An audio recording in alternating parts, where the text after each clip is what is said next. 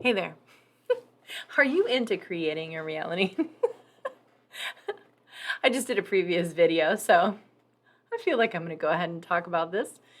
And I mentioned creating our reality. So, how do we create our reality? Well, Course in Miracles would tell us everything is an extension of our own energy, right? So if we're seeing something outside of ourself, it is because it's something that's inside of ourself being reflected back to us, right? So if it's, I have approval issues, thank you for showing me where I'm not being approved of.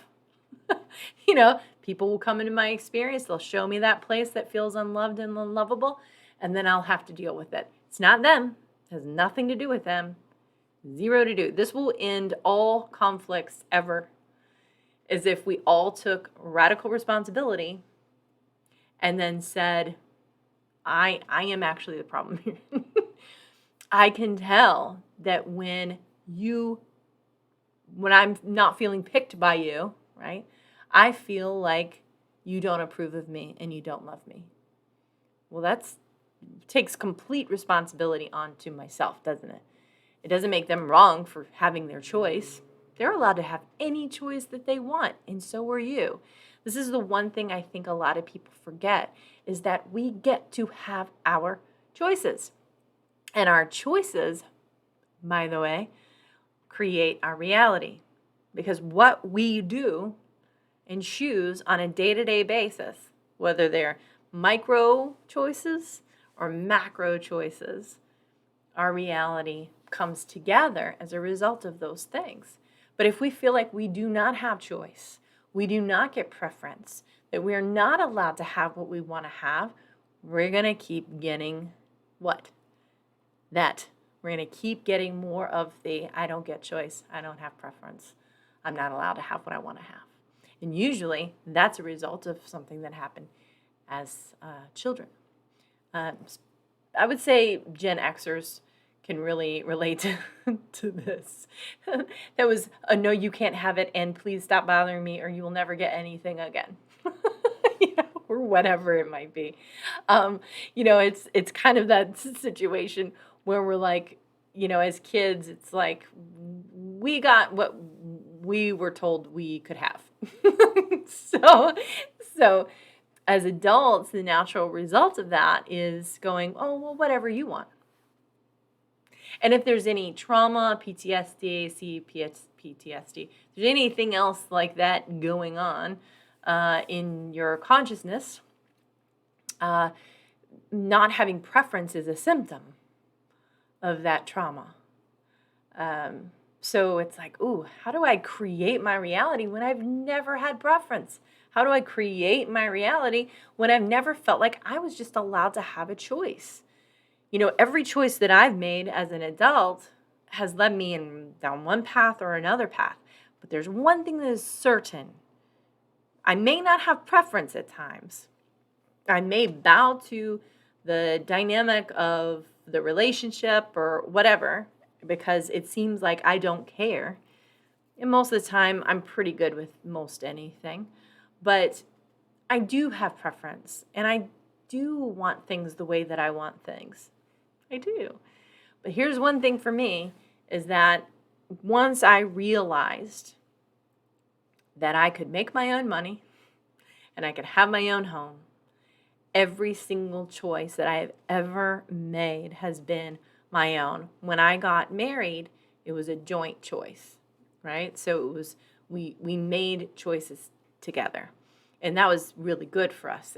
And I had to trust, as well, and he had to trust me, because living in a vacuum where it's just you making choices, you're the only one that also suffers the consequences.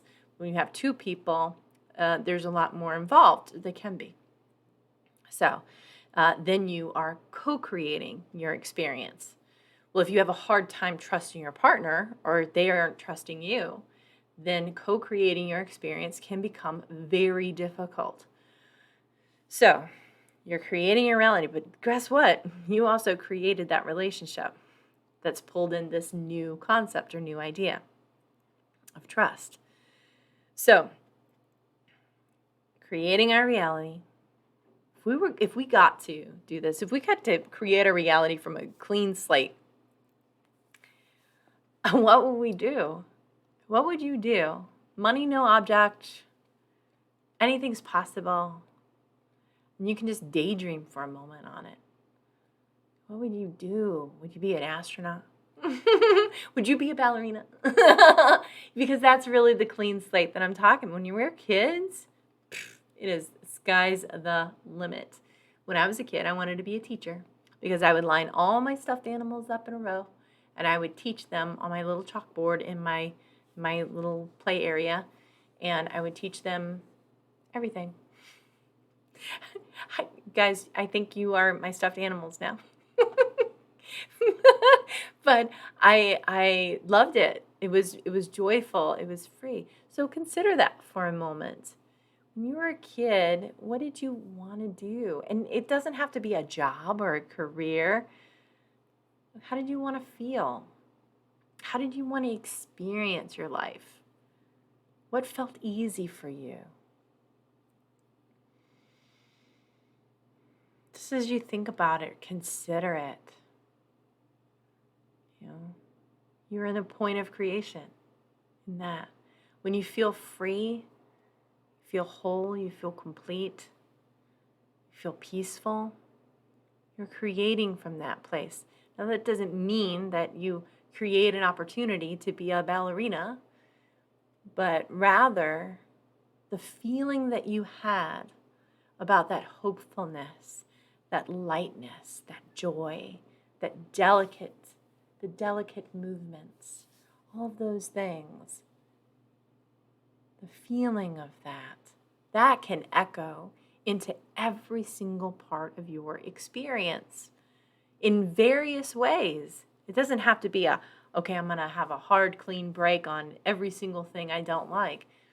No, you can let those things that you don't really like drop away or transform.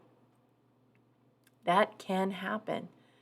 So just this moment that you've taken with me has the potential to shift you just a little bit in the direction to creating your reality in a new and beautiful way. Remember, you have choices, and take those choices. Take them, use them. Remember, you have preference. Use that preference to create the life that you're wanting to live. And until next time, I'll see you later.